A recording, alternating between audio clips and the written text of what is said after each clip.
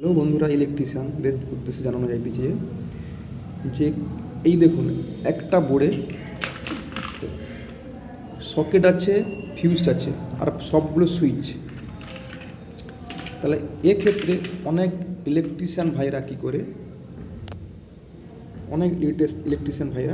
তারা কি করে যে এইখান থেকে ফিউজ থেকে লাইন কানেকশান করে একটা তারকে লম্বা করে এখান পর্যন্ত তামা বের করে নেয়, বের করে ওটাকে পাকিয়ে নিয়ে প্রত্যেকটা পয়েন্টে ঢুকিয়ে ঢুকিয়ে নিয়ে এসে কানেকশান করে দেয়।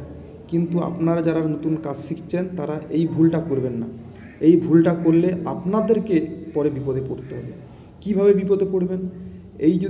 এইভাবে যদি লাইন শর্টিং করে আমি কানেকশান করি, এক্ষেত্রে আপনাদের সুবিধা কি থাকে না, এই সুবিধা হয় যে আপনারা পরে যখন সুইচটা, এই মাঝের সুইচটা খারাপ হলো, ঠিক আছে, এবার যখনই মাঝের সুইচটা খারাপ হবে আপনাদেরকে কি করতে হবে না, প্রত্যেকটা পয়েন্ট থেকে এখান থেকে প্রত্যেকটা পয়েন্ট স্ক্রু ঢিলে করে তারটাকে টেনে বার করার পরে তারপরে আপনি এই সুইচটা চেঞ্জ করতে পারবেন। নাহলে আপনারা যদি এইভাবে ওয়্যারিং করেন তাহলে আপনাকে কি করতে হবে না, যেই সুইচটা প্রবলেম সেই সুইচটা আপনি সঙ্গে সঙ্গে চেঞ্জ করতে হবে না, আর এতগুলো সুইচের আপনাদেরকে হ্যাপা নিতে হবে না।